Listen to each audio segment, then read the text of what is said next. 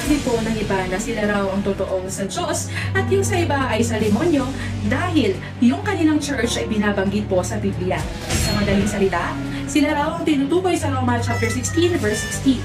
Alam po ba natin na sa kasaysayan ay marami ng mga grupo ng sekta ang gumagamit ng pangalang Church of Christ?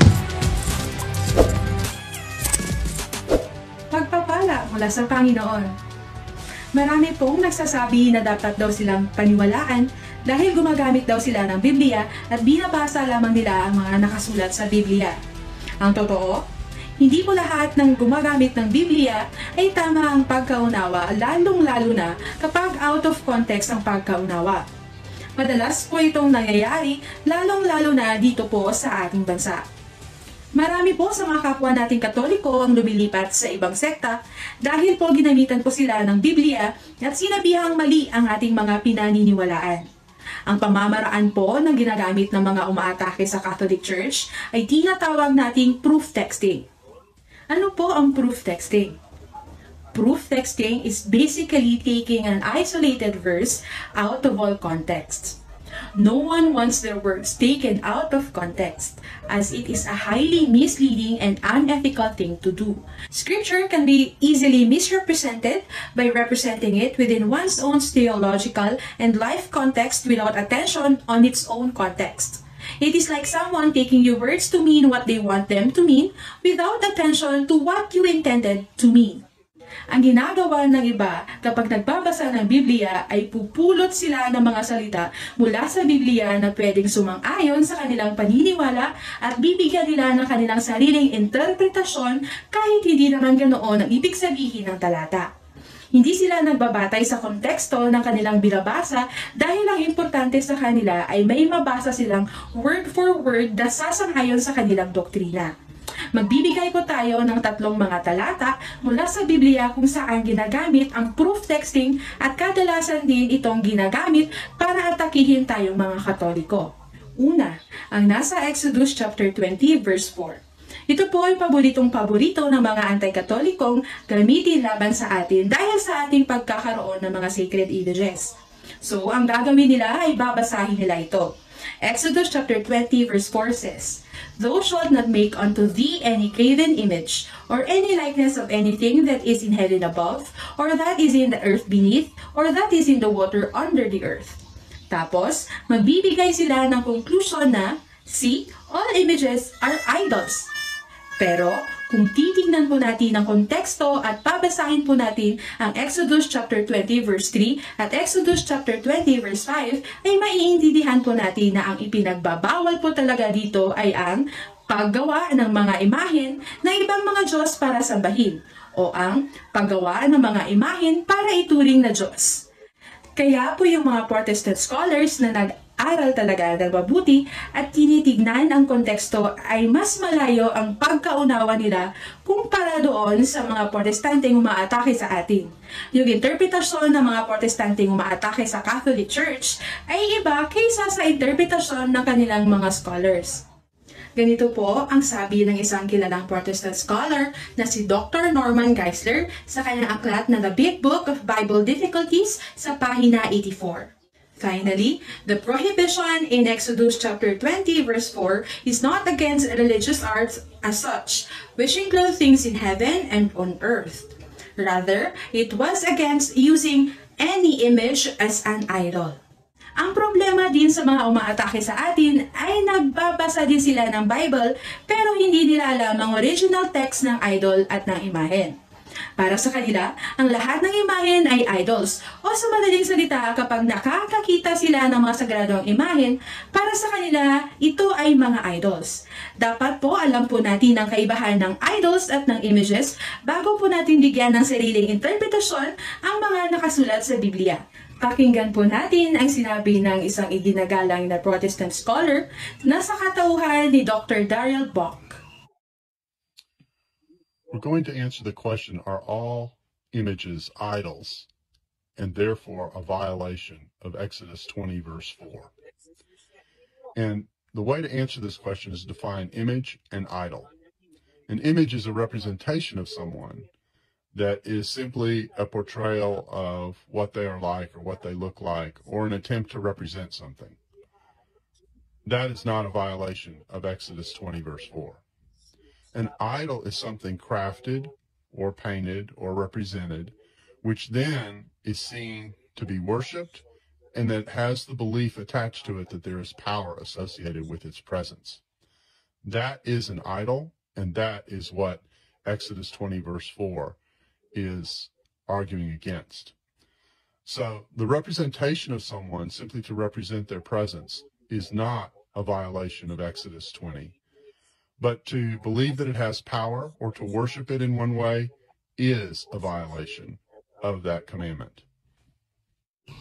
Napakinggan po natin ang video kung saan nagsasalita ang isang Protestant scholar na si Dr. Darrell Bock, at napakalinaw po na iba ang kanyang pagkaunawa kaysa sa pagkaunawa ng ibang mga Protestante, lalo-lalo na yung mga umaatake sa atin. Pangalawa, ang nakasulat sa Romans chapter 16 verse 16. At basahin po natin ang nakasulat sa Tagalog Bible dahil madalas po ito ang ginagamit ng mga nagpapakilalang mga tunay na mga Kristiyano. Mga batian kayo ng banal na halik. Binabati kayo ng lahat ng mga iglesia ni Kristo. Sinasabi po ng iba na sila raw ang totoong sa Diyos at yung sa iba ay sa demonyo dahil yung kanilang church ay binabanggit po sa Biblia. Sa madaling salita, sila raw ang tinutukoy sa Roma chapter 16 verse 16. Alam po ba natin na sa kasaysayan ay marami ng mga grupo ng sekta ang gumagamit ng pangalang Church of Christ? Kung ang lahat ng Church of Christ ay totoo dahil kapareho ito ng nakasulat sa Biblia, lalabas na hindi totoo ang sinabi ng Panginoong Jesus sa Matthew chapter 16 verse 18 na, I will build my church, dahil tumutukoy po ito sa iisang church lamang. Proof texting po ang tawag sa ginagawang ito ng mga umaangkin sa nakasulat sa Romans chapter 16 verse 16. Again, proof texting is basically taking an isolated verse out of all context. Historically, ang sulat ni San Pablo sa mga taga-Roma ay naisulat noong 57 Anno Domini at halos lahat ng mga reliable scholars ay nagkakasundo tungkol dito. Ibig sabihin, yung mga simbahan na gumagamit ng name na Church of Christ ay hindi pa naitatag ng panahong iyan. Ang Romans chapter 16 verse 16 ay hindi rin tumutukoy sa Pilipinas kagaya ng interpretasyon ng iba. Ganito po ang sabi ng isang New Testament scholar na si Dr. Douglas Moo na sa kanyang aklat na The New International Commentary on New Testament, the Epistle to the Romans, sa pahina 927. Paul refers to those churches that he has been instrumental in planting in his ministry, from Jerusalem to Illyricum. By conveying greetings from so many of the churches, Paul again hints at his strategy to bring the Roman Church into the sphere of churches that know and support him. Pangatlo, ang nakasulat sa 1 Corinthians chapter 11 verse 14. Ito po ay ginagamit din ng ibang sekta na mahilig sa proof texting. Ganito ang ating mababasa sa Tagalog Bible. Hindi baga ang katalagahan din ang nagtuturo sa inyo na kung may mahabang buhok ang lalaki ay mahalay sa kanya? So, ang interpretasyon ng ibang bumabasa nito ay bawal daw para sa mga Kristiyano ang mahaba ang buhok at maging si San Pablo daw ay hindi nagpahaba ng buhok.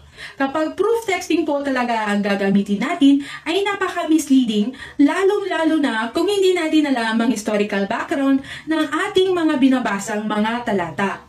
Si San Pablo po na nagsulat ng 1 Corinthians ay nagpahaba ng buhok at halos lahat ng mga reliable New Testament scholars ay nagkakasundo sa interpretasyong ito.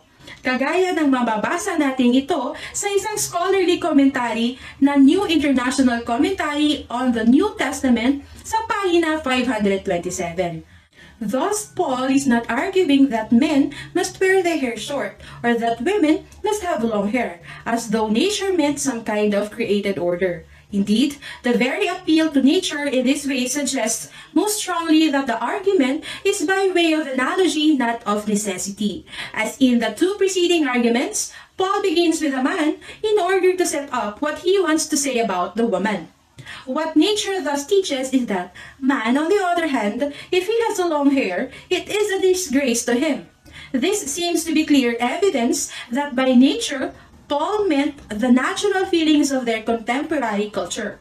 After all, according to Acts chapter 18, verse 18, Paul had apparently worn long hair for a time in Corinth as a part of a vow.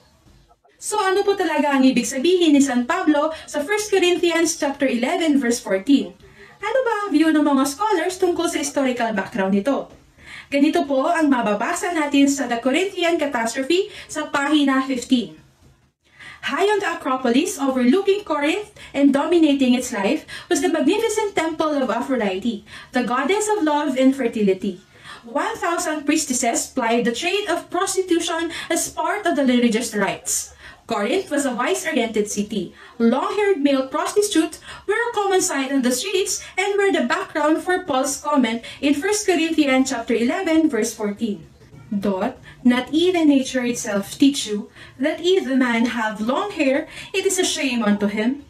So lumalabas na ang tinutukoy dito ni San Pablo ay ang mga long-haired male prostitutes. Sa pag-aaral po ng Biblia, hindi po sapat na memorize lang natin ang mga talatang binabasa natin, dapat po alam din natin ang context nito at ang historical background nito dahil kapag hindi po natin in-apply ito sa ating pagbabasa at pag-aaral ng Biblia, ay siguradong bibigyan po natin ng ating sariling interpretasyon ang mga nakasulat sa Biblia at kung ano ang view nating mga Filipino ay i-apply natin sa ating nababasang mga talata sa Biblia. Marahil, sasabihin ng mga anti-katoliko na yung mga scholars ng Biblia, katulad ng mga scholars na ating nabanggit sa video ito, ay nagkamali at labag sa Biblia ang kanilang sinasabi. Para po sa impormasyon ng mga anti-katoliko na naninindigan sa ganitong klaseng argumento, una, ang Biblia po ay nakasulat originally sa Hebrew, Aramaic at Greek. Ang mga Bible scholars ay nakakabasa at nakakaunawa ng mga lingwaheng ito. Huwag naman po sana nating ipagyabang ang ating konting kaalaman kung ang binabasa lamang natin ay Tagalog at English na Bible.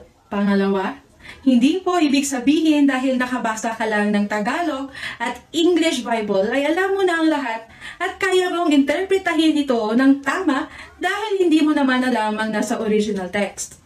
At hindi rin enough ang paggamit lang ng interlinear at lexicon. Magbibigay po tayo ng isang simpleng halimbawa. May mga taong nagbabasa ng libro na may kinalaman sa medisina, pero hindi naman sila mga doktor.